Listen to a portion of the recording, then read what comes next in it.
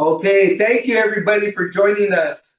We um we um we want to start off by introducing our college dean, the dean of the Watson College of Education.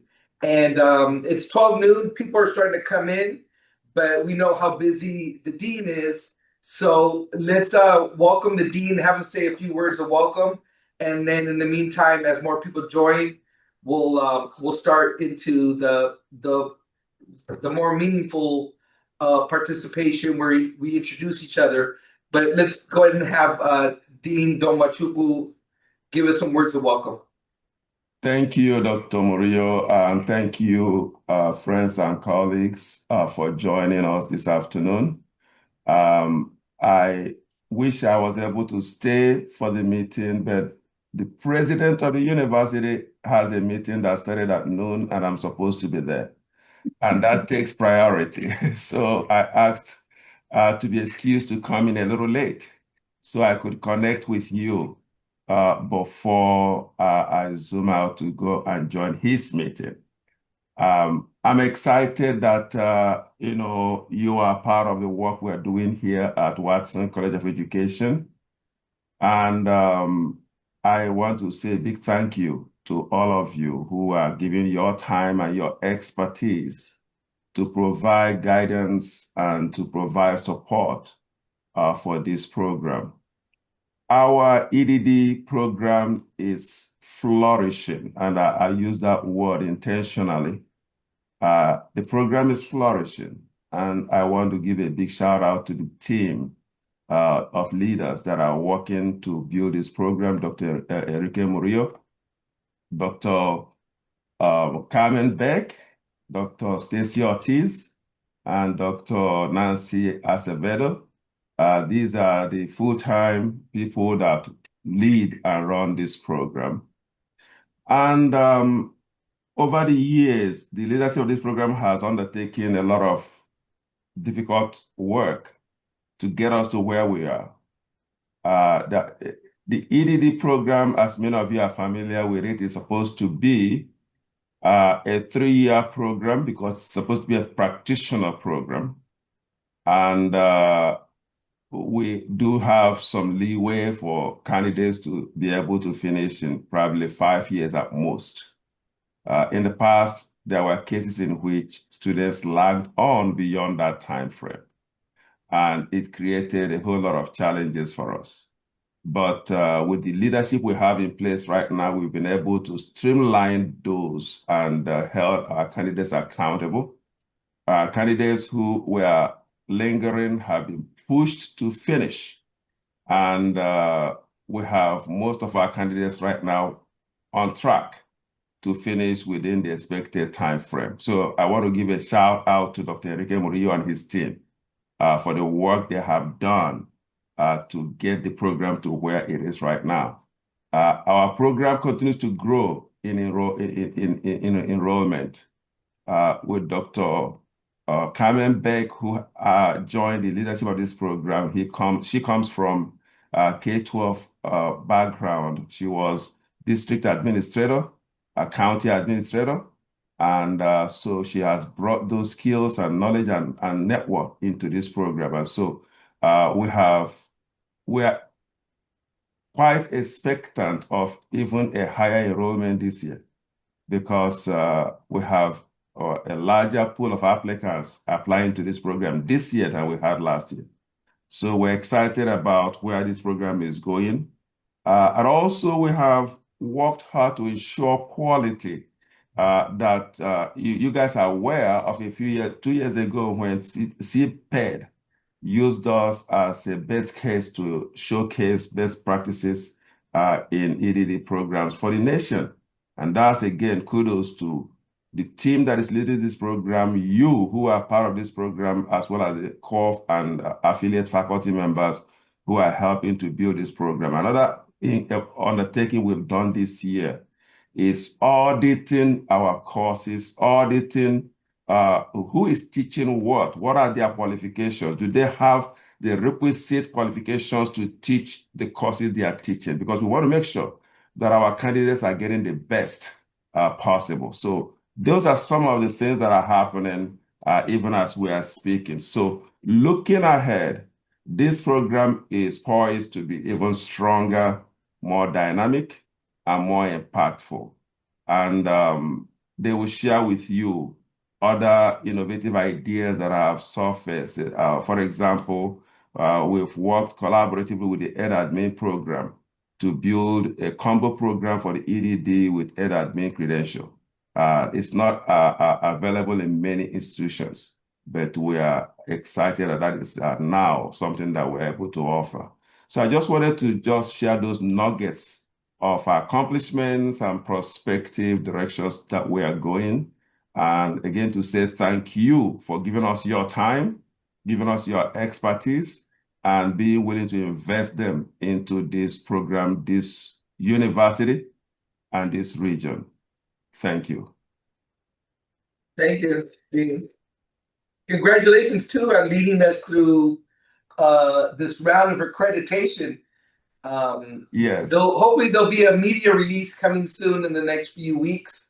But for our college, that's a huge accomplishment. Every 6-7 years. 7 years. Yeah, we have to go through the accreditation thing, and it's a huge undertaking, and it's hundreds of people involved, and it takes place over just like a few days. But even though we're waiting for the final report, we've already been told preliminarily that we're looking really, really good. So look out for that media release soon. We were told preliminary that we passed. So it's not just looking good. So we're excited. Yeah. Yes. So Thank you for reminding me of that. Thank you. All right. All right. Bye-bye, everybody.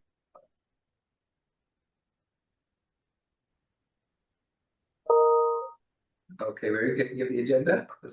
I think the next thing is Do I share it? yeah, if you want to share the agenda, it's up to you. That's the Well, the agenda. let me share the agenda.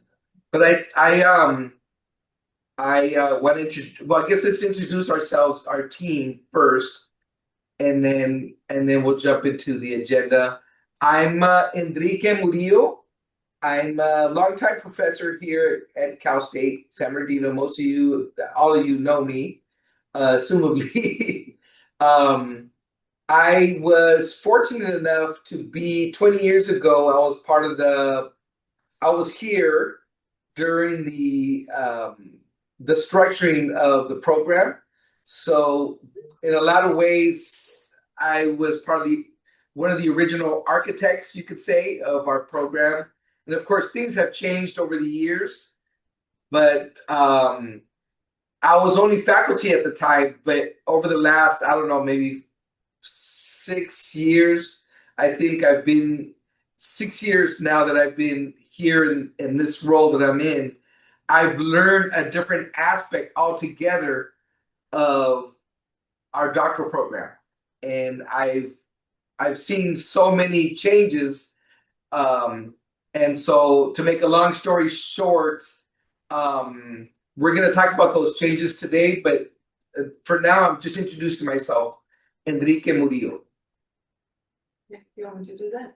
Yeah, introduce it. Hello, everyone. I think I know most of you there. My name is Karen Beck, and I'm the rookie of the team right now. But very happy to be here. I have to say that we've been working really hard right now to try to improve something that was already working, and we're trying to just look at any gaps that we have to make things better. But we can't do any of that without your input. So we're very excited that you're here today to help us with that. And as the dean said, yes, I am still part of the Ed program, and I come from K-12. So I am really happy to be able to bring that lens to our team. And then Stacy. Hi, everyone. I am Stacy Ortiz, and I am the, well, I wear many hats. The main one is that I am the program specialist. So I mainly work with the students, trying to keep them within that 3-year timeline. We've been working very hard here. Fortunately, our work is paying off, and we always see it around this time when we see the students graduate and we are with them during commencement. So this is a great time. Very, very busy time, but very, very happy time as well. Very good. All right, so let's share the agenda with you, and then we'll introduce ourselves. So can you share the agenda? Yes. I'm new at navigating this, so. Okay. All right. Do you go down to the agenda? Yes. Okay, very good. All right. So, okay, so before I talk about what is CAB, many of you, this is probably your first time. Let's just go around the room. So let's take just a few seconds, each one of you. There's about 11 or 12 of us, I think, on the call. So in any order, because what we see is different than what you all see on your screen. So I think in any order, please chime in and introduce yourselves. I can start. My name's Brianna Deadman. I'm a part of Cohort 19. Open up the chat. This is our second semester. We're really excited. I teach for Lake Tahoe Community College, and I teach for California Institute of Applied Technology. And for the last 3 years, I taught here as well in our honors college. I teach critical thinking and literature courses and composition and rhetoric. It's nice to meet you all and see you all. Thank you, Brianna, for being here.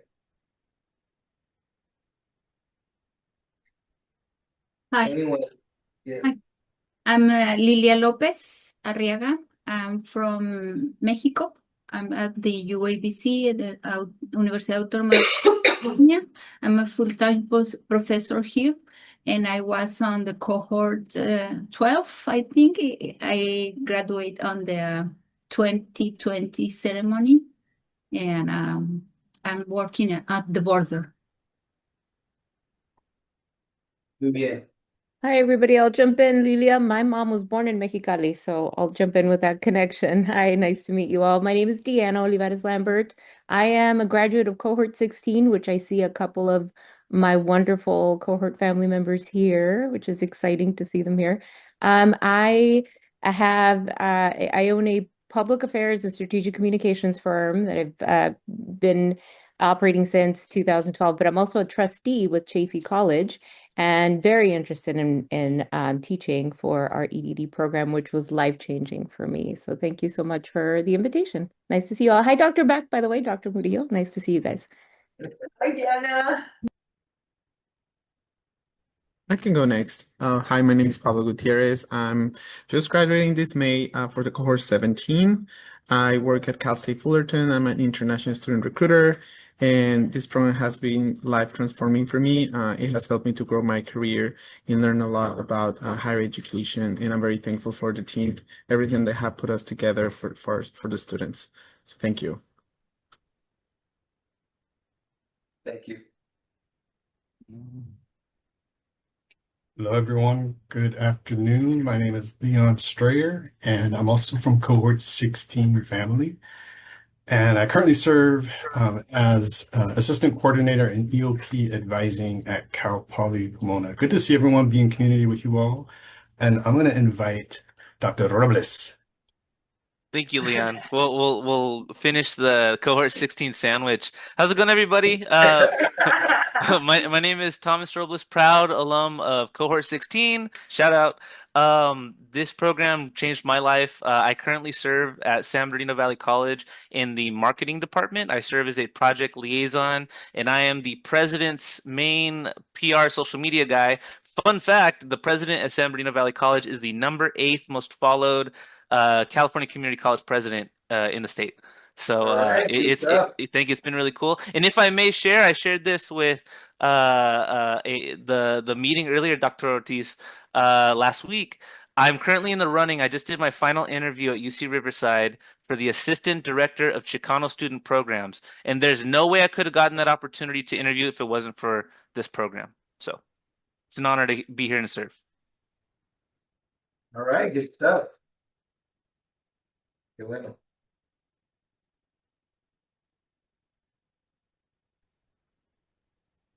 I'll go next. My name is Julian Rubalcaba. I was in the doctorate program at Cal State San Bernardino. I'm pretty sure I was in cohort 12. It's been a while since I graduated. Right now I teach at Fontana Unified School District, so not too far away from Cal State. And since then, I've been on the committee for a few other students, but at Cal Poly. Nice. I can go next. My name is Jennifer Negrete, my aunt, and I'm a part of cohort 18. I currently serve in the Office of Financial Aid and Scholarships at Cal State San Bernardino, and I oversee all of the campus-based scholarships. And I'm honored to be a part of this program as a home scholar and a CSU's trustee scholar. Thank you.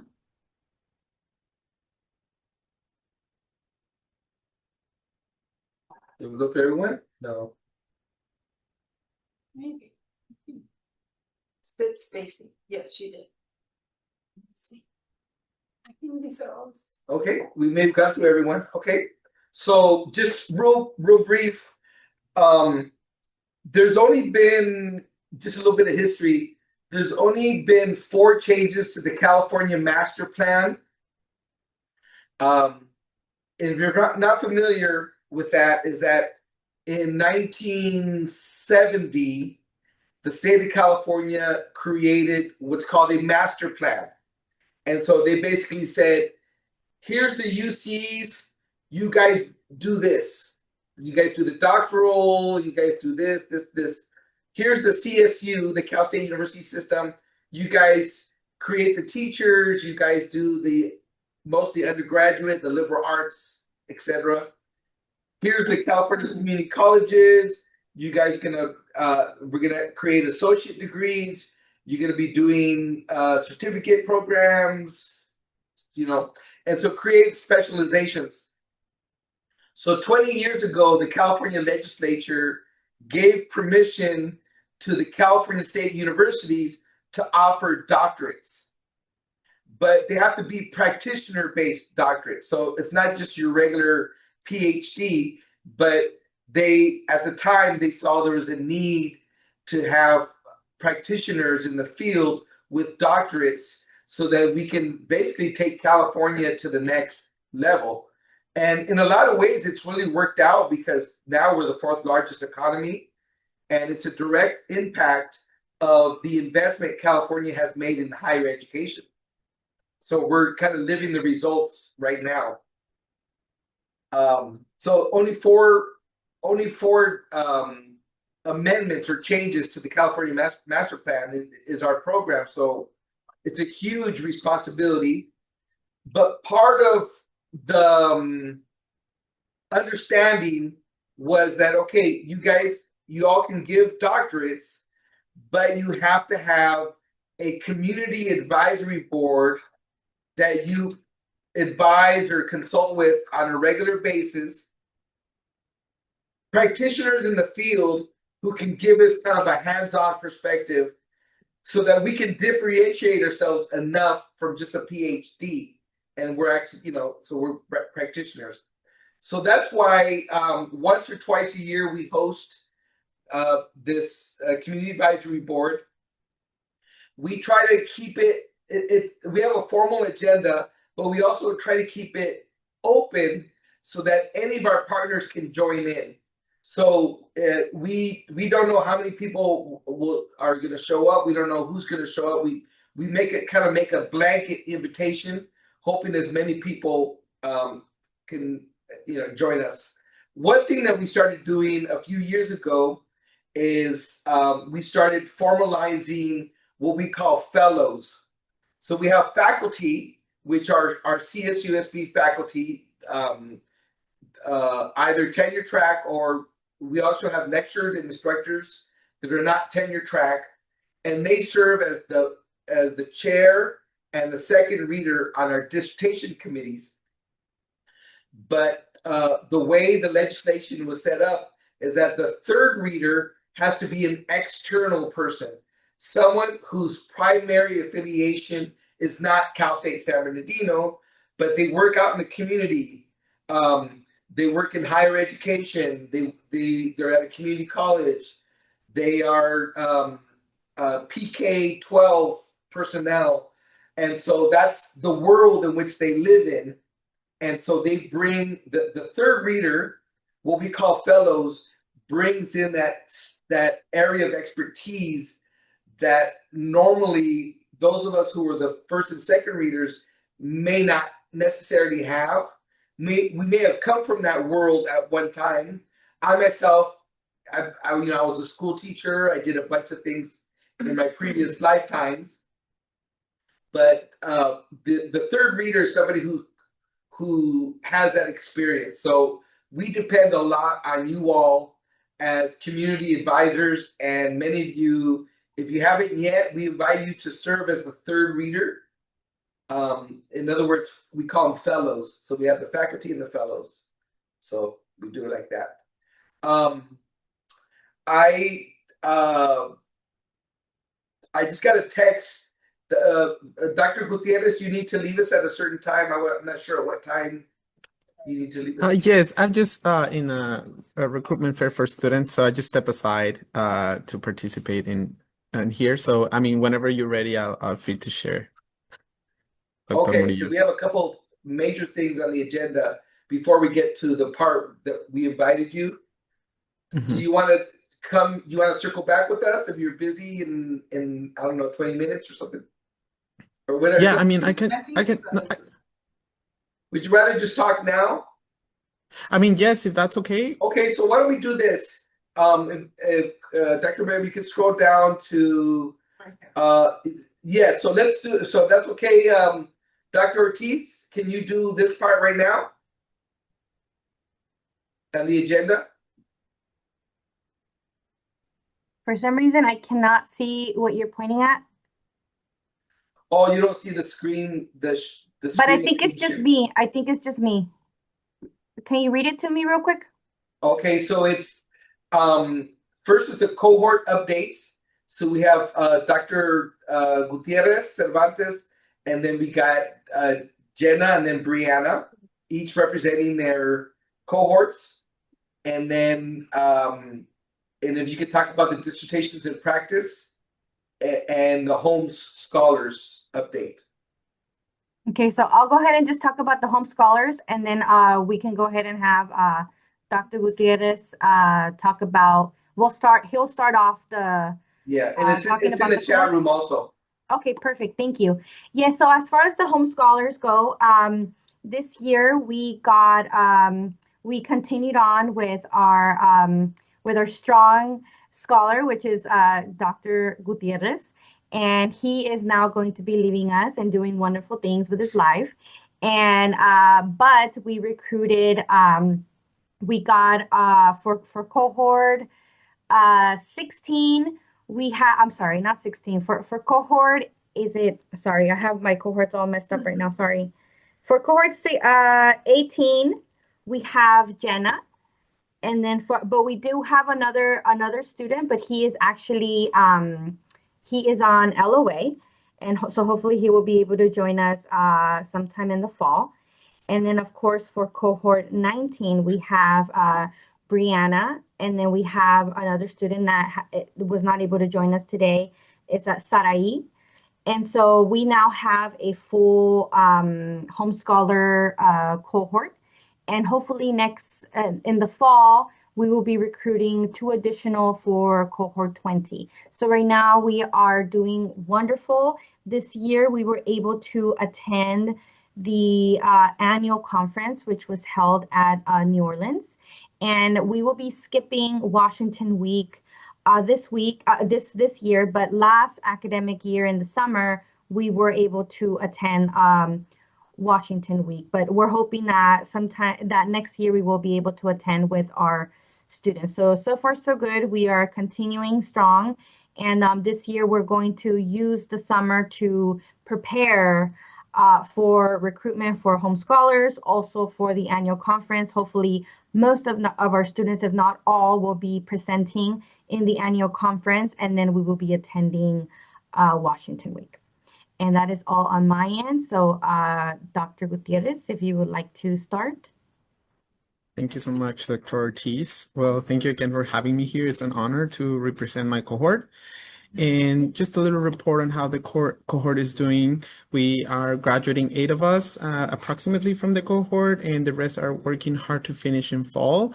Our cohort has been very dedicated, resilient, and supportive with each other. So we always supported each other throughout the program for the dissertation assignments. We kept on track. So I love that about the program, that it builds that community within the cohorts. So it's really awesome. And also, I want to share a little bit of my experience with the EDD program. It has been a great experience. I feel very blessed to have had the opportunity to do my doctorate here in San Bernardino. During the program, I was selected as a home scholars as well, and I was allowed to attend to the AACTE annual meeting for 3 years. And in some of those conferences I presented, so I learned a lot about research and how to approach my dissertation. So it was very useful for us as students to have these opportunities outside of the classroom. I also, like Dr. Ortiz said, had the opportunity to attend Washington Week in DC. So this was a great experience because we, as students, we were able to attend the Capitol Hill and talk to policymakers about education. So basically advocating for education.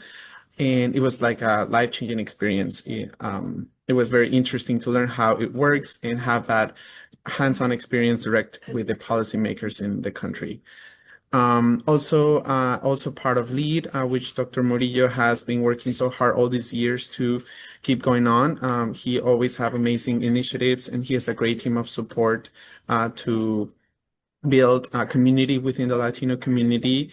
And I have I'm very grateful that I had the opportunity for 3 years to be the Spanish translation, do the Spanish translation for the summit. And also one time I was the panel moderator. So I thank Dr. Murillo and his team for giving me the opportunity and always supporting the students. He always believe in us, and he always take us out of the comfort zone to be better. And also I had the opportunity to attend with LEAD to Mexico City to Universidad Autónoma Metropolitana. And the intention of this trip was to advocate or build a partnership with this university to have basically an exchange program with the US. So this initiative was also driven by him. So he's doing amazing things, and he also was able to have this great opportunity. Lastly, in terms of conferences, I had the opportunity to attend the IRA annual meeting this last month. So I was able to network and also learn a lot more about research and how others do research and posters and roundtables. So it was like basically more, it added more to my experience. So I was grateful for that. And I want to thank to Dean Dr. Chinaka, Dr. Murillo, Dr. Beck, and Dr. Stacy Ortiz, because during my stay in the program, they have been very supportive in any way. I always come to my questions, and they always address them. And if they don't know the answer, they find out the answer or send me to the right person. So I'm really thankful for all they have done for me, and I feel very blessed and fortunate to have met them and work with them during my studies. So that's basically it from my end. Thank you so much. Thank you, Pablo. No problem. So, Stacy, Jenna, would you be able to go? Sure thing. Give me 1 second. So I just wanted to share a brief snapshot of where Cohort 18 is at in the stage in the program, as well as a brief overview of the work we're engaging in across the respective roles and the settings that we're in. So at this point in the program, our cohort is on our 2nd year. We completed a large portion of our foundational coursework. We're transitioning to our formal research phase right now of our doctoral journey. With many of us, we're currently proposing, or we've just recently proposed our dissertations. So this stage right now is crucial. So it requires us to deepen our work in both qualitative and quantitative research. And we're also working on applying what we've learned to practical challenges within our own professional context. So right now, a main thing that we are also working on is beginning the process of securing the institutional review board approval for our study. So that way we can continue throughout the summer. So our cohort's work is grounded in a shared commitment to equity, social justice, student retention, and also strengthening programs that better support all students K through 12, post-secondary on up. As we move further into the dissertation phase, many of us, it's been fun, but many of us are focused on practice-based research that addresses challenges within our own institutions and also our professional contexts. Looking across our whole cohort 18, this work is reflected. It's kind of varied areas, such as student success initiatives, advising, retention strategies, program development, and also policy-informed approaches to improving access and outcomes for our students. I wanted to do a couple little examples that students sent me to mention. One example would be work focused on dual enrollment initiatives, where a member of our cohort is developing programs designed to support students entering college with advanced standing through structured advising and early academic planning. Another member of our cohort is leading community-based efforts, including the creation of a network supporting Latina doctoral students and scholars within the Imperial Valley. My research that I'm focusing on is going to be on financial aid and equity for underrepresented students. And I'm looking at how policy contributes to something I refer to as policy-induced aid gap. And we also have a cohort member serving in a governor-appointed role within the California Student Aid Commission. So he's contributing to policy discussions that support access and affordability for our students across the state. So it's a very exciting time for us as we're beginning to see the impact of our work through leadership roles and recognitions. There's been a few awards and fellowships that we've been selected for, and they reflect both the strength of our cohort and the relevance of our research. So what continues to define our cohort is not only our academic progress, but our ability to connect this work directly to the populations we serve across the region. Geographically, we're very diverse. We represent communities across the Inland Empire, including Coachella Valley, High Desert, Imperial Valley, Orange County, and Kern County. So we're scattered. Our cohort includes educators across the pipeline from K through 12 classrooms to post-secondary education, as well as professionals in a range of student support and leadership roles. So whereas the work is challenging and the demands are significant, our cohort has become a strong and deeply supported community, holding ourselves and definitely holding each other accountable with a strong sense of connection and shared commitment to advancing work that has a lasting impact in our institutions and the populations we serve. So thank you for giving me the opportunity to speak on behalf of Cohort 18. Thank you That's a so lot of much, good stuff. Jenna. That makes me very proud to hear all that stuff. Thank you so much, Jenna. So we will be having another guest from the same cohort. Caitlin, if you can. Hi, how's it going? So thank you so much, Jenna, for talking about our cohort. I think with the program that's really great is with how it's structured. A lot of us in our cohort specifically are on track with the proposal portion, the IRB portion, and then the form. So I have a really, really good positive that we're all going to graduate together. So everything is going really, really well. So shout out to all of the program and everything, the work that we're putting in, but also the work that you guys put in for us to be supported. But we might be your first one to all graduate all at the same time. Well, that would make us feel really good. Wonderful. Yes. You have to deal with Dr. Robles because his cohort holds the record right now. How many students? I didn't know that. Wow. Dr. How Smith, many we're I think it was Leon, you 13. guys in the same cohort? Yeah, I think it was 13 Okay, so all at once. both of them they're in that record-breaking cohort. Yeah, We're gonna beat it. there you go. Please, That's please the kind of do. competition we like. Absolutely. We are rooting for you guys. Awesome. Thank you so much, Caitlin and Jenna. So now we have Brianna. All right, so I'm representing cohort 19. We are in our second semester. We just wrapped up our second semester. Like Jenna and Caitlin and Pablo all said, the tribe mentality of the cohort is very, very strong, very real. We've grown so close in just the last 2 semesters together, and we're actually bummed that we're splitting for just one class in the summer, that we won't be with our K-12 and our higher ed, that we're splitting, but we're back together again in the fall, so we're excited for that. And it's just one class that we won't have together over the summer, but we we've become such a supportive group, and it's been really amazing. We've had a handful of personal challenges that have happened, and that cohort has really kept us together and kept us pushing through in the program when it felt challenging with those personal challenges. And right now, we're still in early stages with our research. Everyone is assembling their committees. Many of us have our chairs and our second readers, and we're working on our third readers. So I'm going to tell everyone to look out for all of your names. And we're putting together our committees to have our committee approval form put in through the summer. Still early days, but our research ideas are already all across the board. We have students who are looking at veteran support services and dual language immersion and AI in higher ed and career center and K-12 disciplinary practices and all sorts of things. So we're all over, and it's really exciting to see that diversity and to see all of these educators come together.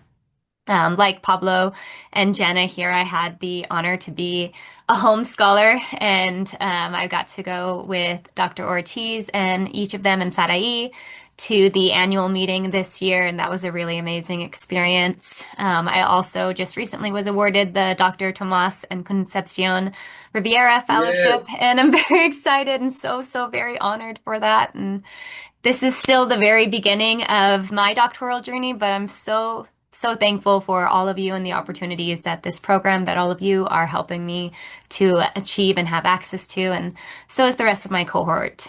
We are very close, and we are all so very thankful and grateful for you all. Nice. Very Thank nice. you so much, Brianna. You are awesome. Thank you all for your wonderful reports on students. I promise I did not tell them what to say. They just really like the program. I love it. Okay, so that is it on my end for this portion. So, Dr. Murillo. Okay, so let's can you share the report, and then maybe let me borrow the mouse, and then and I'm just gonna do a brief. I don't know how to share that report. Okay. Because you just have to go view, I think, because they're both the word. Yeah, it's just whatever's on this screen right here. So let me see here. On their word. Okay.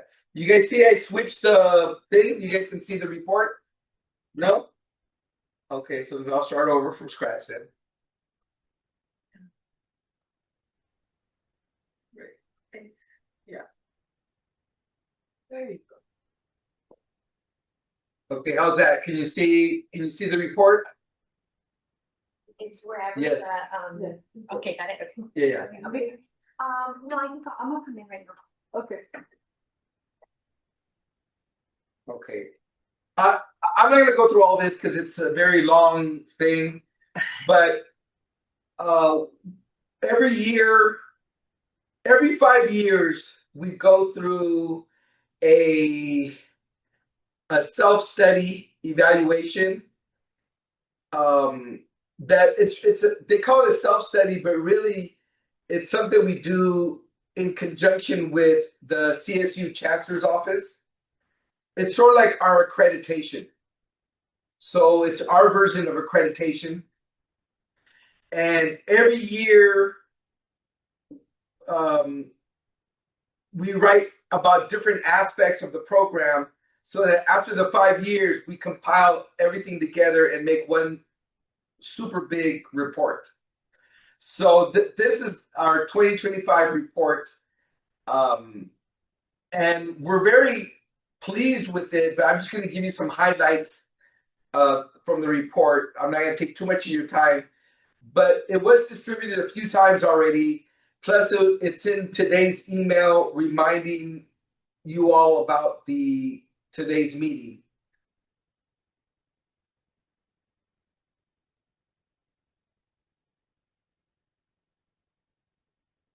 Okay, so just as a reminder, over the last 5 years, we've made a lot of changes to our program.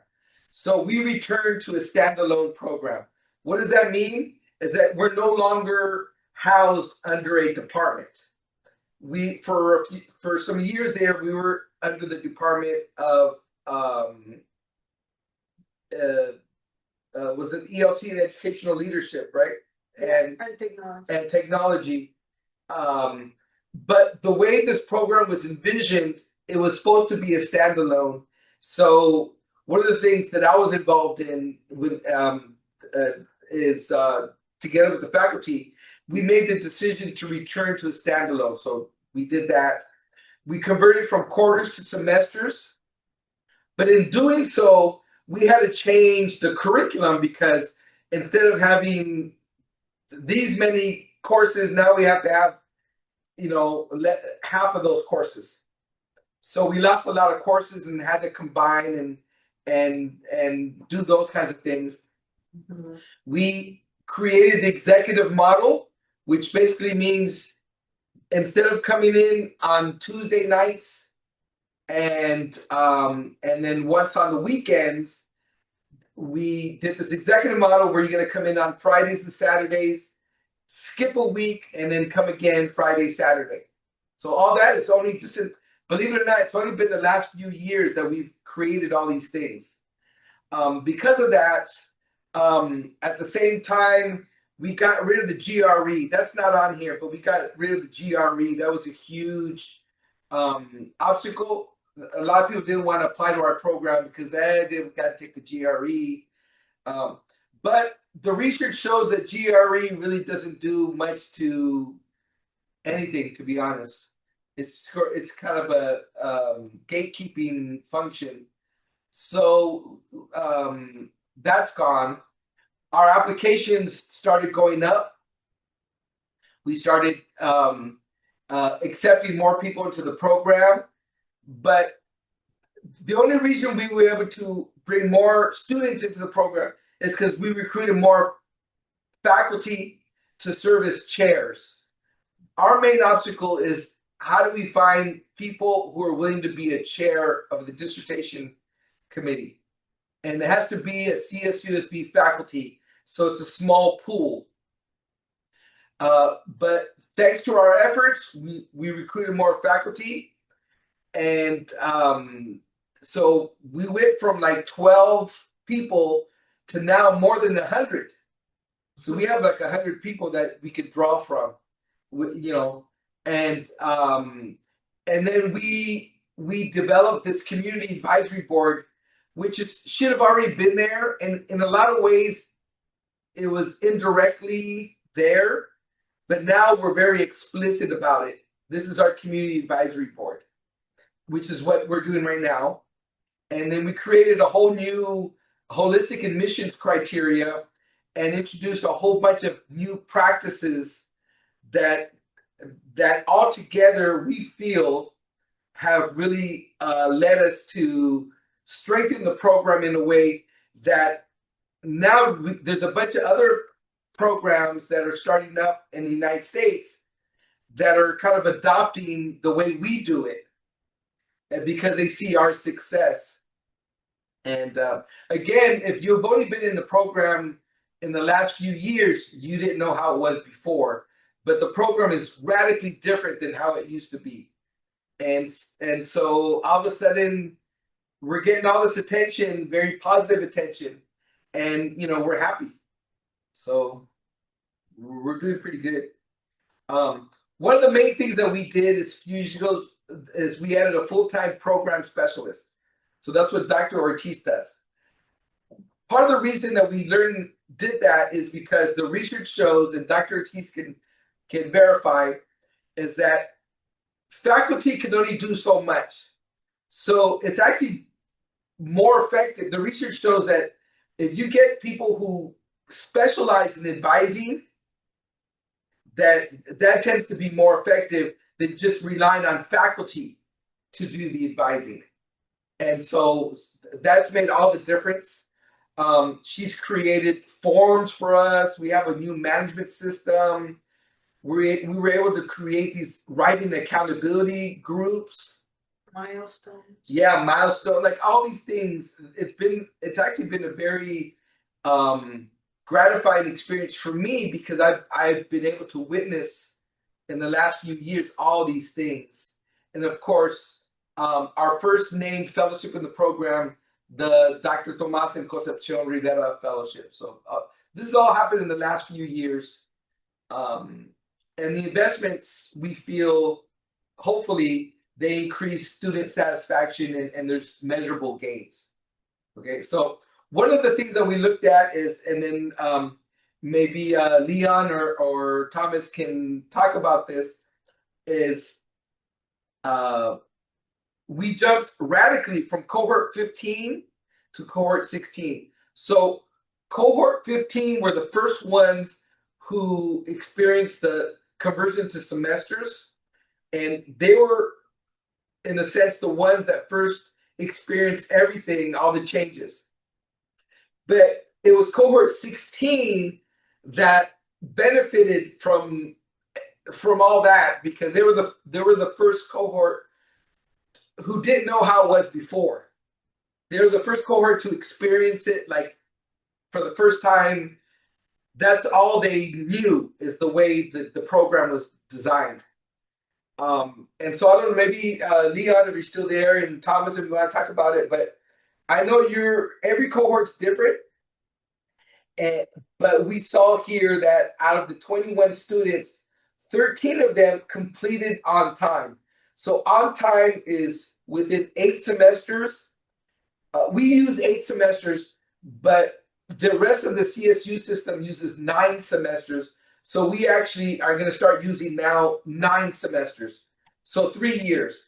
So 62% of that cohort 16 finished in the 3 years, is what this program in theory is set up so you could. The previous year, it was only 14%. So that was more than the 300% increase. Now, the numbers don't lie. A lot of people were like, oh, that seems like impossible, but there's the number, so I don't know what to say. So I don't know if Thomas or Leon want to speak to that. Leon, would you like to go first?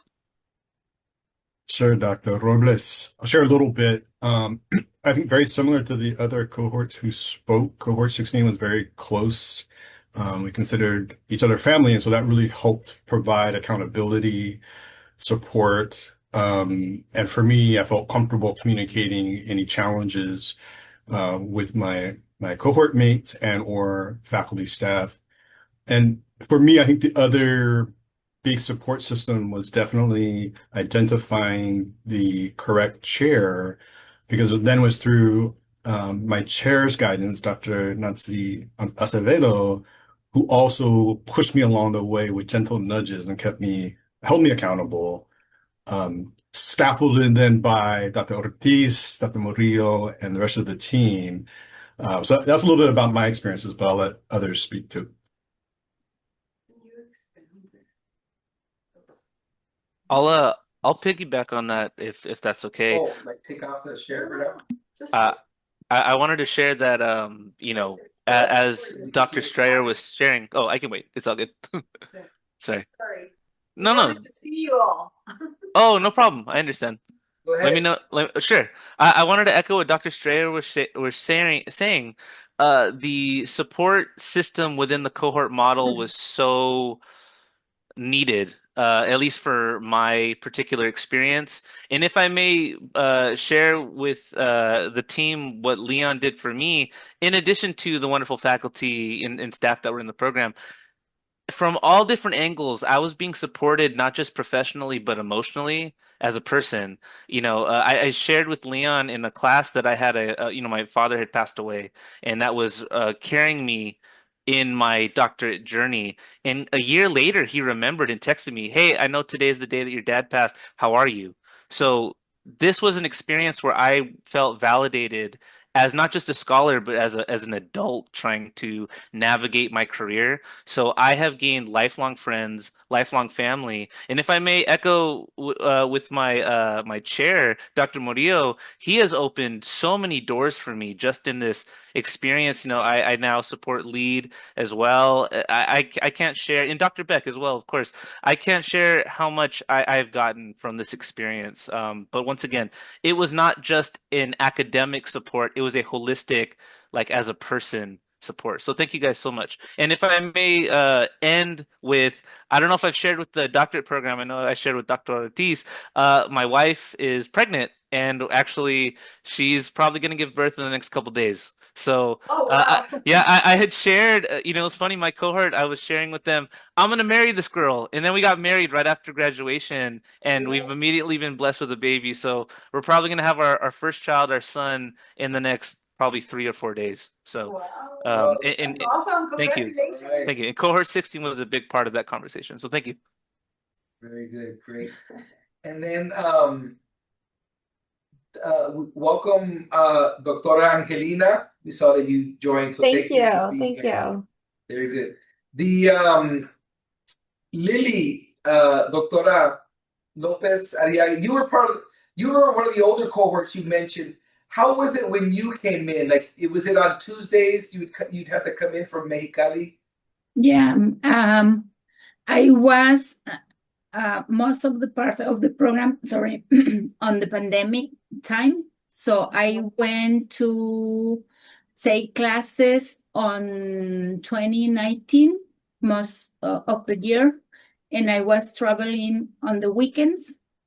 So I was taking all the classes, presential classes on Saturdays, and some of the classes that I can take that were on Tuesdays, sometimes I was online and sometimes I was driving up there. So it took me a little bit of make arrangements on my work to travel, going up there and then come back, because it's 3 hours driving. It's a 3 hours driving, not counting the border line. Wow. So it was easy for that time, but it helped a lot when we went on the online classes because of the pandemic time. So, but I think that was most of the things that I could see. And I think we were the last cohort that were on the trimester. The quarters, yeah. The quarter system. Yeah, and I have to finish the program, because if I didn't finish on the 2020, I have to move on the semester format. So I have a lot of support from the professors, especially when I have to take the online classes instead of going up there on the week. But in the weekends, always most of the classes have planned 1 or 2 sessions online, so it wasn't that difficult, because and I have a lot of international students as a part of the cohort, so we were very diverse on the backgrounds of the people in the cohort. And I was on the 11 and on the 12 cohort, so I met both cohorts at that time. Thank you. And I see here, I didn't notice till now, Julian, Dr. Rubalcaba. There you go. If you want to introduce yourself, were you here before? I don't remember, but talk about your cohort, and you were part of the older cohorts, right? Yeah, I'm one of the older cohorts. I believe when we started, it was in the quarter system, and then maybe the last couple of years, it transitioned to semesters. I mean, I might be. I'm used to quarters, so that was something that I did like. But the whole transition to semesters was pretty smooth. And then again, similarly, it was during the pandemic. But as far as the program went, it went pretty smooth. As far as picking your chair and then your committee, and then finding people that would be on that committee that had a similar vision, and that would be supportive throughout the whole program. Well, thank you. Okay, so then all this is to show that last year we had a record-breaking 25 graduates. So that's the highest in CSUSB history. So hopefully we can, do that. This year I think we got 14 now, and I don't remember how many last semester. Maybe 5 or 6 last semester. So it's up like near 20, but nothing like the 25 that we had last year. So that was impressive to see so many graduates at the big commencement ceremony. Yeah, so it's like that. We also got ranked in the top 20% of schools granting doctoral education degrees, and we were awarded the high research activity status because of these achievements. So we're there. I'm just gonna scroll here because I mentioned a bunch of things already. Of course, Home Scholars have helped elevate our prestige.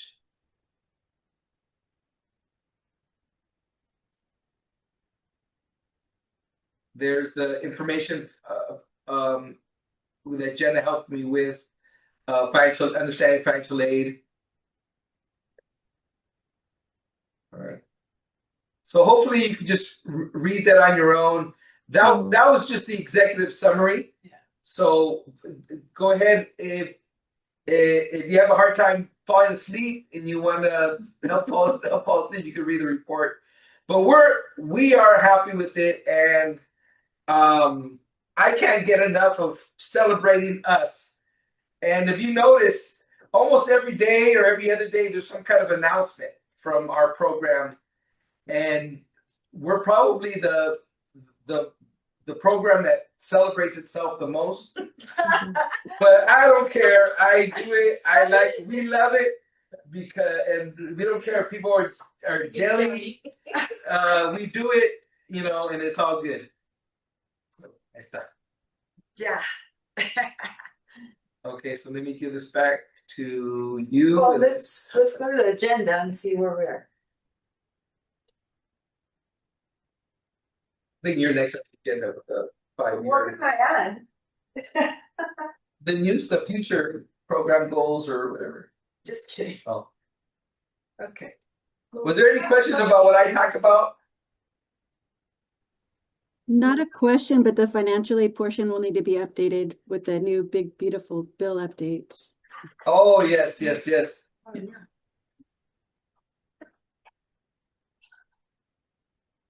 We just have to go to the agenda, right? Can't see. You can go to the other page. Yeah, there you go. Here, right? Yeah. Okay. There you go. The feedback and the 5 year. You have your PowerPoint that says? No, I don't know. Oh, it. Right. So after all those celebrations, there's not much that I can say except that I joined the team after all these accomplishments, right? As a formal part of this trio that we have here. So some of the things that the report stated is that there were some areas of improvement, right? And one of the things have already been mentioned it's all about what happened with COVID, how things moved, how it changed from a quarter system to a semester system. And those transitions are hard for the program. And some of the things that happened during that was the collection of data started suffering a little bit because of the consistency. Also, the changes in staffing for us. We had 2 co-directors, so it went from a director to then 2 co-directors, and it changed also in the support in the office. So all those changes create some challenges, right? And right now, I came in now as an assistant director, and we have 1 director, which I think for me personally is awesome. Sorry about to have that structure, because there is somebody who has all the experience and I'm just here to support, right? And I love that I can learn and I can support in whatever areas. And this area that they recommended some support with is part of what I can contribute. So one of the things is the collection of data. So Cohort 19 now has taken a survey of the dispositions that they bring to the table.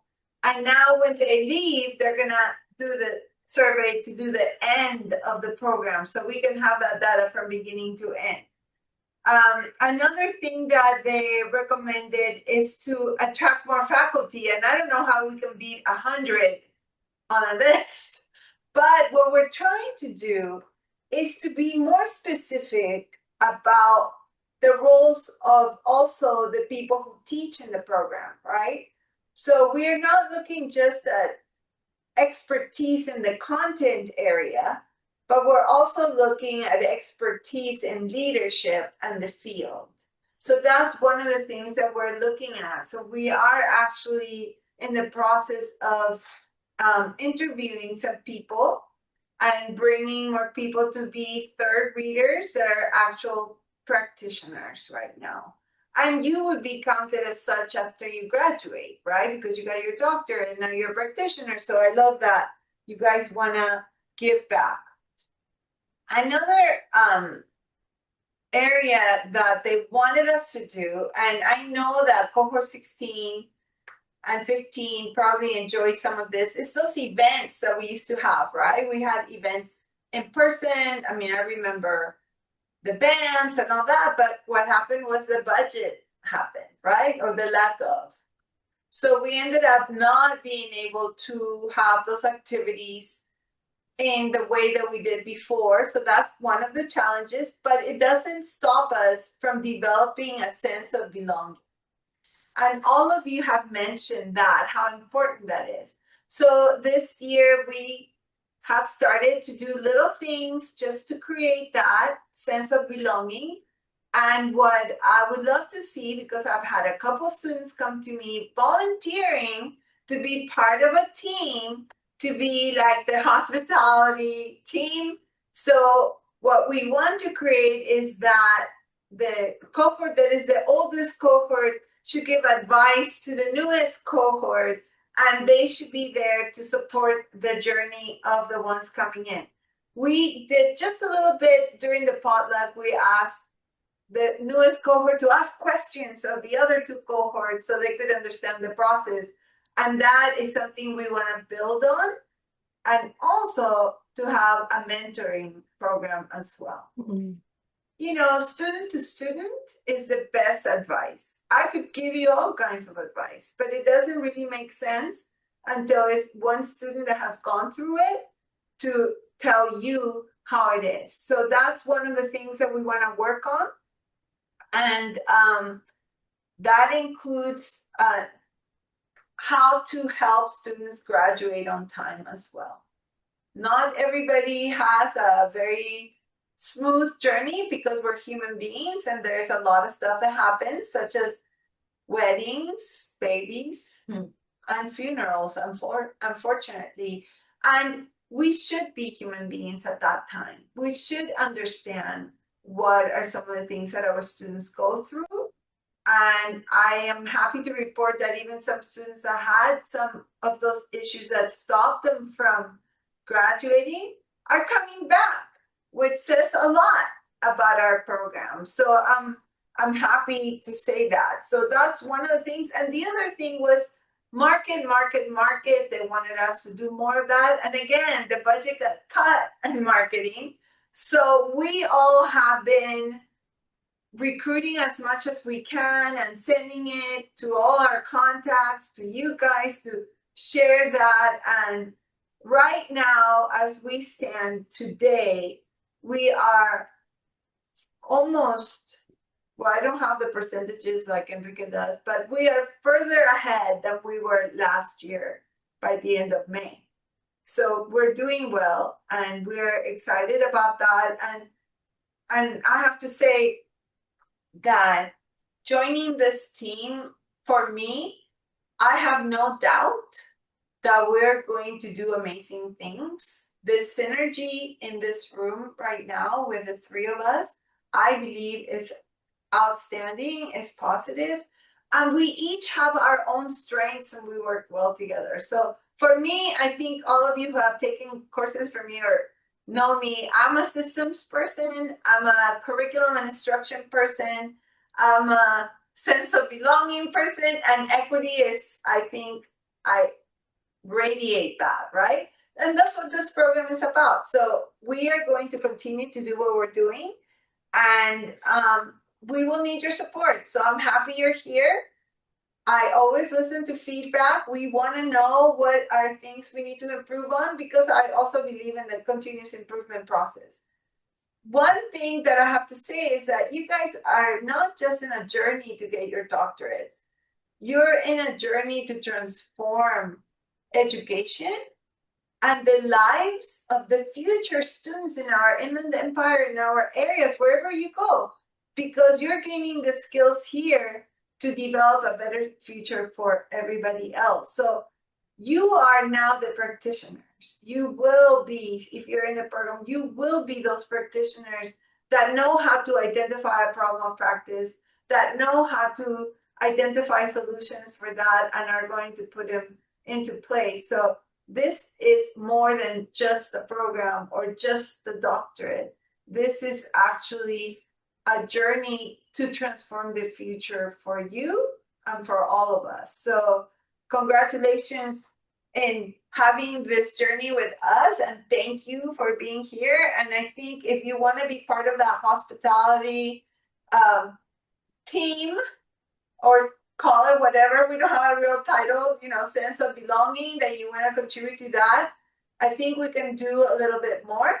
So we can be there with bib when you need it for the baby, or with a muffin for your birthday or something like that, because those things are important. We don't think they are, but they are important, because it just bonds us in a different way. So that's all I'm gonna say. Thank you guys for listening.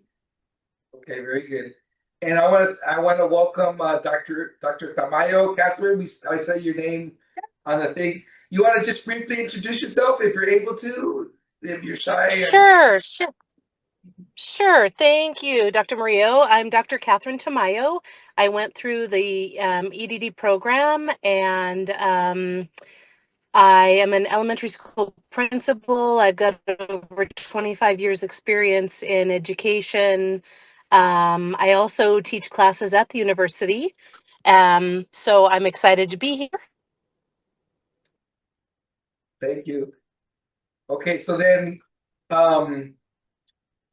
Ortiz, did you want to circle back and say just a minute about the extenders, or did I misunderstand?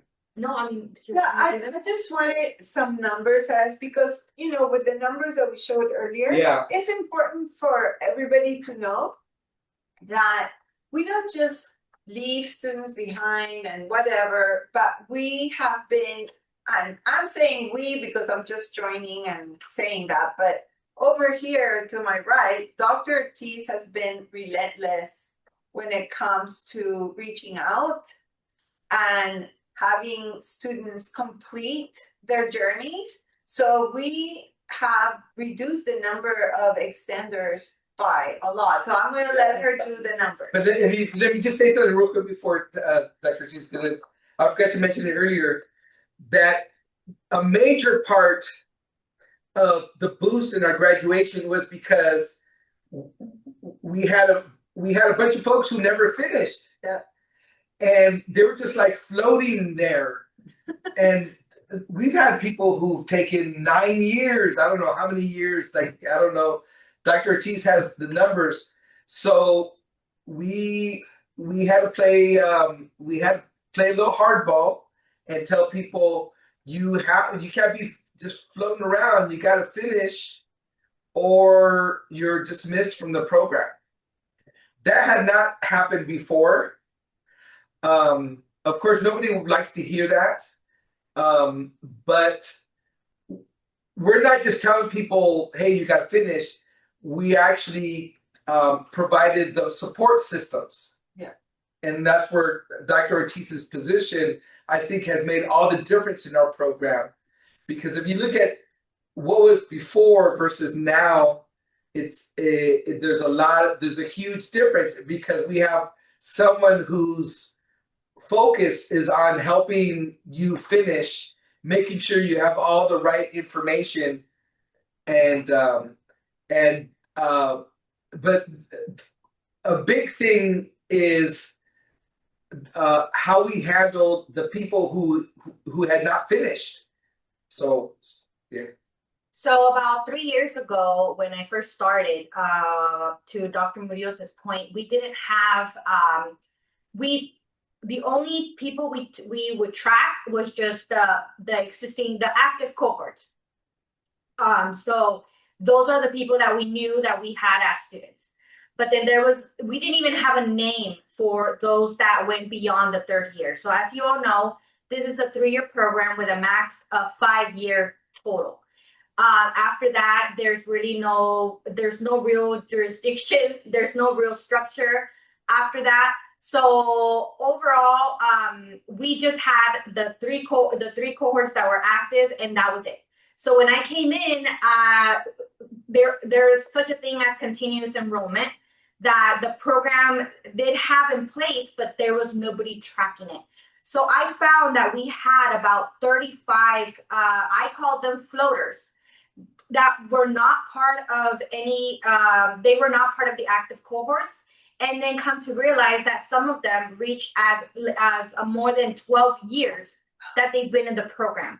We had someone that was here for 14 years, and they were still paying continuous enrollment, but there was no real communication. At that point, the chair had retired. I mean, it was just a lot of things that we needed. Like they didn't want to give up, so they paid a few $100s every semester. But nobody will communicate with them. Yeah. So finally, we had an idea 3 years ago, and it started. But then there was a lot of we were set back, and then there was a lot of complaints, and so then. Again, we had about 35 extenders, and then finally we trickled down to, with all these barriers that we face, a lot of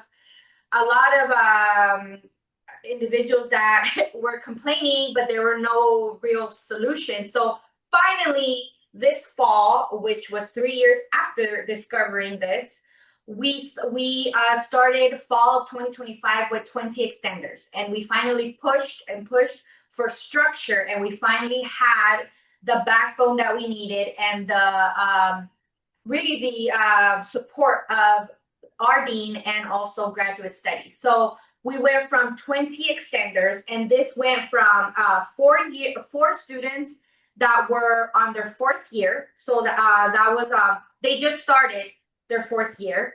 We had 9 students in probation, which were in their 5th year. So that means, once students go into their 5th year, that's considered probation, because that's their last year. There's nothing beyond that unless there's some kind of reason for it. And really the max that they can be here is 7 years, but this will be at a semester by semester case, right?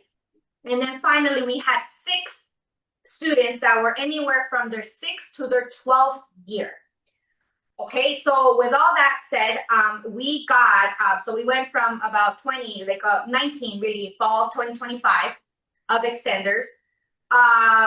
In the fall, 4 of them graduated. This spring, 9 of them graduated. 2 of them are going to be continuing on because they're technically going to be moving on into their probationary stage. And then we have only 4 of them that dropped because they either didn't communicate with us on time, or one thing or another happened. But even then, from the 4 individuals that were dropped, 2 of them are planning to return as technically new students, but with a specialized formatting. So I've always said that we're not in the business of dropping students. We are here to support you to graduate, and that's really what we're doing. There just needs to be patience and just trust the process, because we have your best interest, and we really want to graduate all our students, and we really are working towards that. So thankfully, we went from 19 students that were extenders to now only 2 from fall of 2025. Yeah. Yes. We're happy about that. Yeah, thank you. Okay, so we, based on looking at the agenda, if you can scroll down a bit. Oh, okay. I forgot I had it. We want to hear from you all, right? Not unless I'm missing anything, right? So now we want to hear from you all.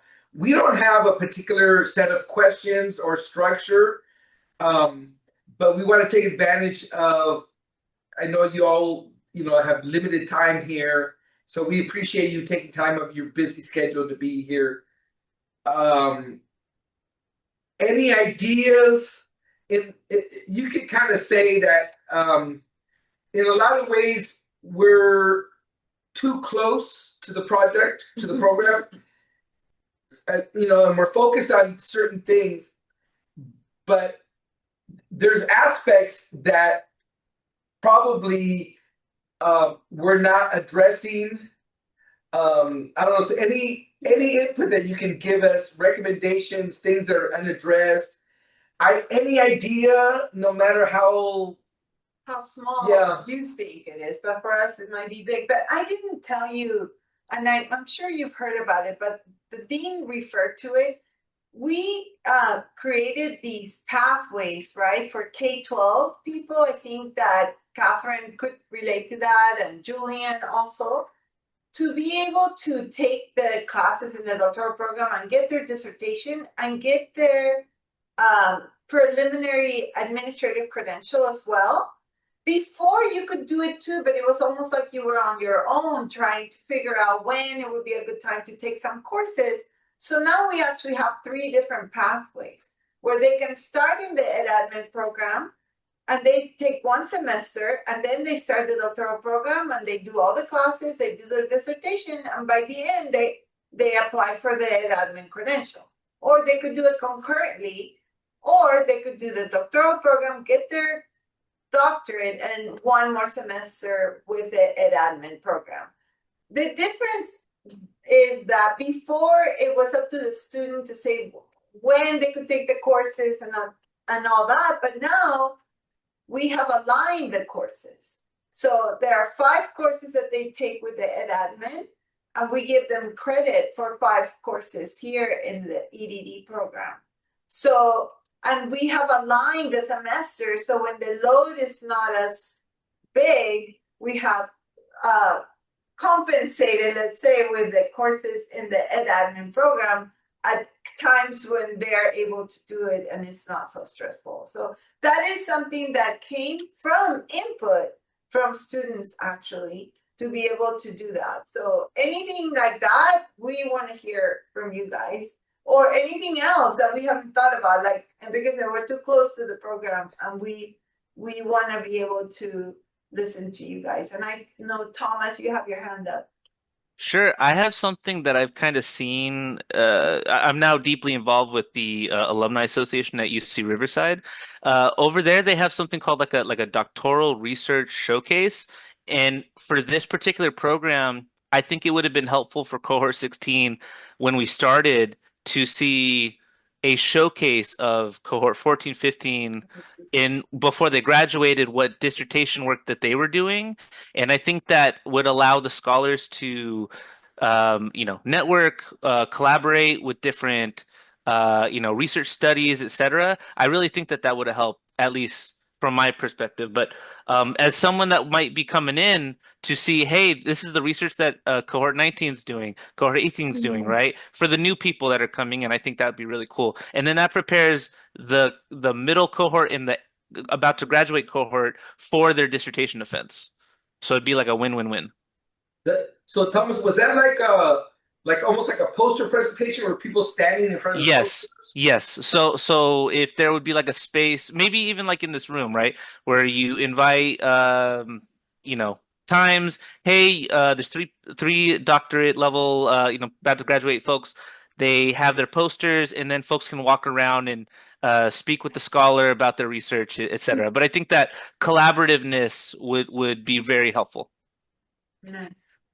That's something that we can do. Yeah, and it's in the plans. I didn't mention it, but we want to do something like that. But that gives us a concrete idea, which I like.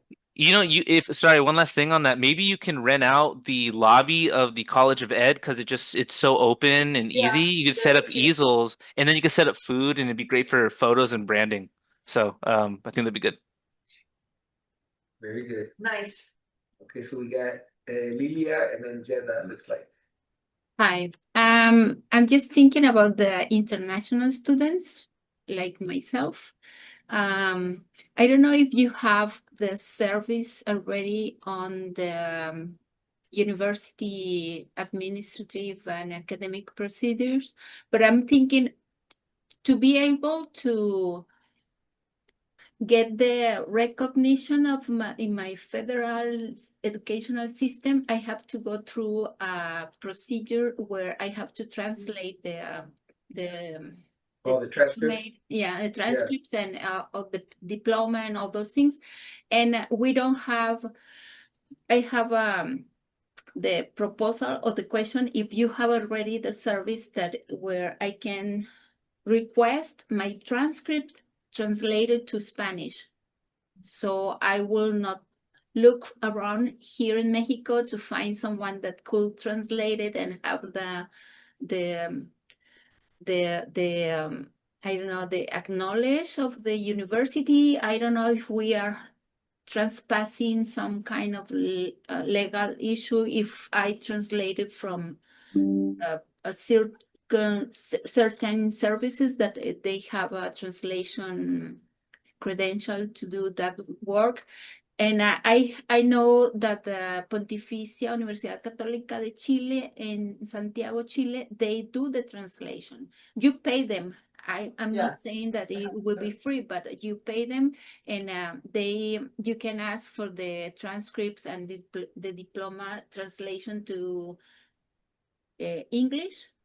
That what I did from Chile, and they provide the service. I don't know if this is something that could be a good service to the international students, that they will be able to request their So we actually stopped admitting international students a few years back.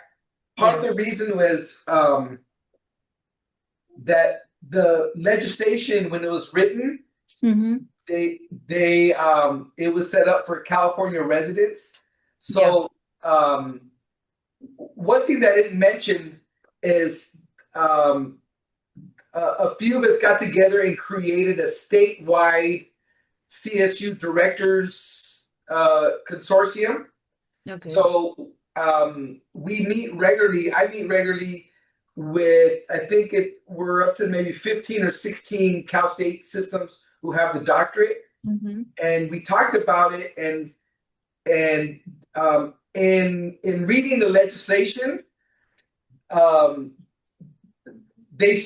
everyone stopped admitting international students because the intent of the legislation was not met.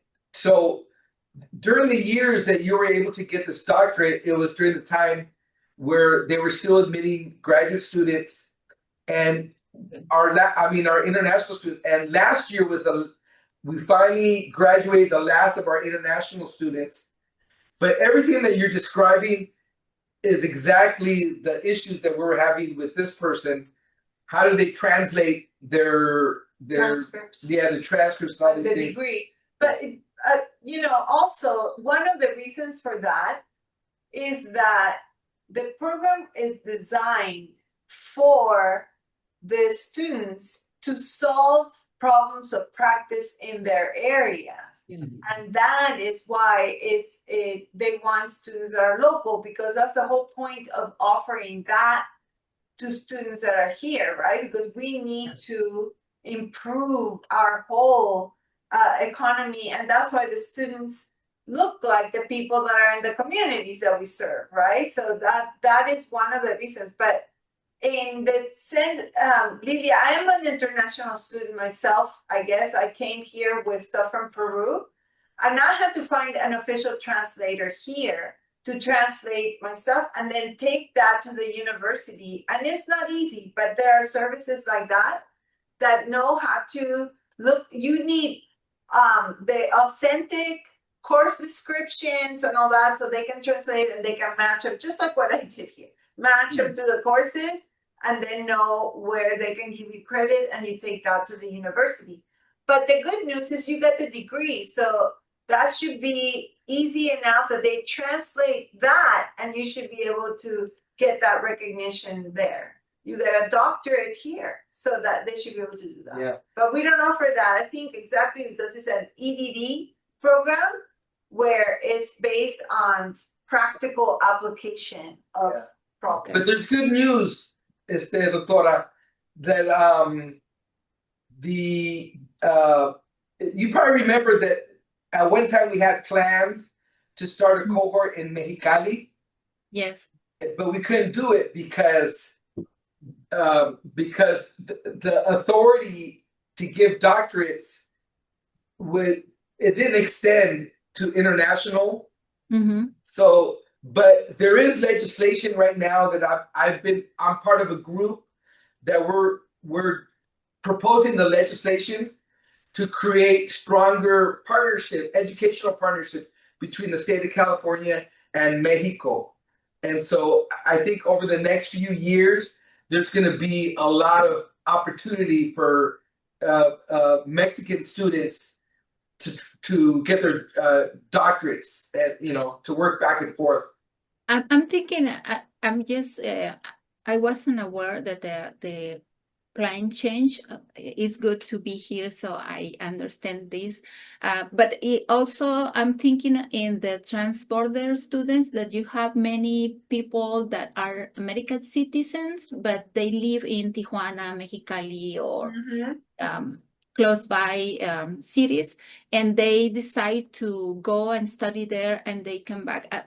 Myself, I a full-time professor, so I don't need to do the procedure of translated because the UABC accept my diploma with no questions. But if I'm thinking if you have more students that will be able to do the local research, and they might be American citizens, but they might be also applying to some of the international. The UABC is looking for internationalization, so they are looking for people studying outside the country also. I'm just thinking and guessing the dynamic of the border, right? But thank you for the information. Yeah. Sure, and Jenna's been waiting. The little black rain cloud of the financial side of it. So I think there needs to be some actual real conversations for the changes for the big beautiful bill. One of the main ones for doctoral students is definitely going to be the Grad Plus. So as of like July 1st, 2026, they're looking at eliminating it. There are discussions on, they're calling it, referring to it as legacy protections. But where that's kind of gray area is if a student stops out, drops out. So stop out is a temporary, pause on enrollment, drop out. We're not expecting them to come out. If they're transferring, if they're changing the programs, they may lose legacy status. So they wouldn't be able to have that. And Grad Plus is huge because especially with the mandatory summer and the self-support fee structure for doctoral students, it's different. We're under the grad umbrella, but we don't have, eligibility for state university grant for middle class scholarship. So I'm trying to lead an initiative to redefine, at least for like the scholarship sides when they're reviewing how to determine need, because a lot of the scholarships are going to undergraduate students, even though they're open, under the understanding that they're in need because you're at a higher level, when in fact, undergraduate students get the Pell Grant, get the Cal Grant, everything's covered for them. The areas that are struggling are going to be like the graduate students, especially EDD students, especially with this bill and the aggregates capped. But if they're getting rid of it, and we may need to put out, a call to action, just if you plan on using this at some time in your EDD program, you might want to apply for it now. It is credit-based, but whether or not that's going to protect them, it remains to be seen. Jenna, do you think, and would you be willing to, should we have like a Zoom discussion, like invite all the cohorts and maybe just have a Zoom discussion and we can just talk about it? Or like what is something that we could do, because I barely understand it. Yeah. And so like what could be the ramifications?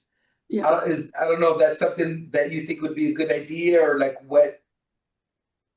I definitely do, even if it's just for we call it NSLDS, so the National Student Loan Data System. So that way we can at least have students get a realistic idea of where they're at in terms of their aggregates. Graduate students were able to take out 20,500 in unsubsidized. That's the one that accrues the interest while they're in school for an academic year.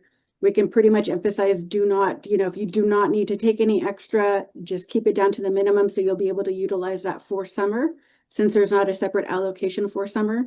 I'm attending a conference tomorrow online for the Big Beautiful Bill, so I'll have a lot more of the information that I Okay, very need. good. And then we can put it, if you want to do it in person or a Zoom, we can put it together. It's kind of a scary time, especially over here, because we don't have a lot of information, so we're still waiting. Okay, so then I'll put it on my to-do list. I'll reach out next week, and then based on what information you got, we could decide. Okay, because I think it's worth having just a discussion over Zoom to just talk about, with the new students. Yeah, because otherwise this may be our last full cohort if we can't recruit any more people, because no one's going to be able to take out loans or get grants or anything like that, Even just a review on the fee structure, why it's self-support category, why we're under the umbrella for it, because if we can get that changed, we're here on the weekends, there's not a lot of services we could partake in, bowling alleys closed, that kind of stuff, the health center. But if we can get that removed, or they even change the fee structure for that, we would be eligible for state university grant and middle class scholarship. And that knocks out over 7,000 to 8,000 just for the state university grant alone for a graduate student for an academic year. So that would be huge. That sounds like we need to know more, Jenna, and we appreciate that you are our local expert. And we would love to hear from you after that, because if we need to write a letter and recruit all our alumni to sign it to make a change, I think we can do that too. So thank you. Okay, because all you. No, it's still open forum. Unless there's nothing else. But we have those are two concrete things. The doctoral research showcase, and then to talk about and inform ourselves about what's happening around the big, beautiful, ugly bill, the big, ugly bill. Dr. Murillo, may I share? Yes, please. Okay, two quick ideas. I believe at USC they have group cohorts working on a dissertation. So that might be a model for some students. If it would, like, say, everyone wants to look into curriculum and instruction. So they all do like a larger dissertation. It's like a group dissertation. That's one idea, because that could help support some people who think, oh, I don't know if I can do a doctoral program on my own. It might help some students. And then the other thing would be to assign them a chair early on, and they could always change the chair, but just to get them started on the dissertation, just so they're not lingering 5 years down the road. Just some ideas. Thank you. Thank you.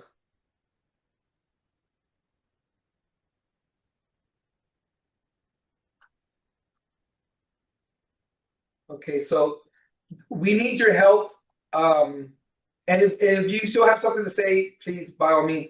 But we need your help. Could you please forward our recruitment announcements to your contacts? We need more people to apply to our program. And I mean, we used to have a little bit of money to do all sorts of stuff. We had ads on the sides of buses. I know. Airport, at the airport. All sorts of things that doesn't exist anymore. So, Thomas, Dr. Robles. As a marketing and outreach guy, I would absolutely love to identify some, or rather, assist in supporting identifying some alumni or current students in the cohort that could provide testimonials that you could post on social media. I think, the research says that the majority of Gen Z, millennial, are on social media. I'm 33 years old. I was pretty young when I did my doctorate journey, but everyone's on Facebook, Instagram, LinkedIn, what have you.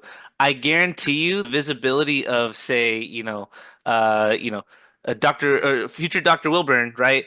To share, oh, I got this from this experience. That's going to catch the eye of future people. So that's another angle you could attack when it comes to the outreach of these things. Yeah, it's I'm one of the telling you things that, that we lost when we yes, lost our marketing. yeah. Is he volunteering? Did I? I I am volunteering. Yes, I am happy to support Speaking that. like an Yes. inexperienced future dad within a week. No. Yeah, but I'm telling you, We'll have your baby testimonials. first, and then Yeah, come back and then tell us yes, you yes, got some energy left. yes. Testimonials, though, I'm telling you, like Yes, sell I agree. so much. So, and then you can do it bilingual too. You can get the alumni that speak English, Spanish, what have you, to engage with international students, or like I said, what have you. It's a win-win all across the board. Nice. Thank you. Okay. Anything else before we end? Yeah, really quickly, you could identify faculty too to share. This is what we've been, Yes. in the research space. This is what we've been doing here at the university. I really invite new students to come in and be a part of that conversation. Come along with me to participate in this work, et cetera, et cetera. Thank you. Yeah, we lost our marketing, not for our program, but for the College of Education. We had No, somebody, what happened? the money, the Uh, no fund, Budget cuts. no he was money, doing no a good fund. job too. Yeah, Yeah, Mhm. I know. But we can Okay, fix thank it. you Yeah. so much for advising us today. We really appreciate it. And we're gonna take this recording and put it on YouTube and put it on our social media. How's that? Sounds good. Thank you guys Oh, so the much for everything. Tomash. Hey, see hey. Or two. I know. Hello. We're Sorry, about to end, but I mean, what was your name? Representing. Why don't you say something and anything? No, I wanted to drop in on the current issues because our issues were a little bit different than current, but it seems like there's a commonality across, right, in between the lines. Yeah, I was thinking maybe to what Tomas was saying, maybe add on some of the adjunct faculty that works in community colleges all across, and this could be a good maybe a source for 2, 3, 4 people, good people who are heading that way. So that's my 2 cents. But it's good to see you, Dr. Maria. Yeah, good to see you too. I remember the Cuba trip, Yeah. Bonnie. Back Yeah. when we had money, Yeah. Tomas, you want to talk about our trip to Cuba? Yeah. Oh yeah, I could talk about it. This is just yeah, it just brings some of the memories. Some of them I probably don't want to say, but no, it was great. It was really great. Yeah. Thank you for having me. Yeah, absolutely. Yeah, so back when we had a little bit of money, we would do international trips. Wow. So we took students, but Dr. Stanek was part of the first group. But we went to Santiago de Cuba. We were there by special invitation by the secretary, not of education, I can't remember right now, but was the secretary of the government, and we had a very eye-opening and wonderful experience. Mm-hmm. It was. And then we went to China. Oh wow. Yeah, then there's a China trip. Why do I come in when there's no budget? More? Yeah. Yeah. If you want to go to Poland, I can organize a trip to Poland, at some point. Wow, that'd be Yeah. amazing. We can do the alumni or we can do active students. I'd be interested in something like that. Yeah. Poland, that would be awesome. Solid. Okay, and then Thomas, you got a podcast. All right, well noted. Okay, pues, yo creo que that's it, right? Thank you so much. Thank you for coming, you guys. Adios.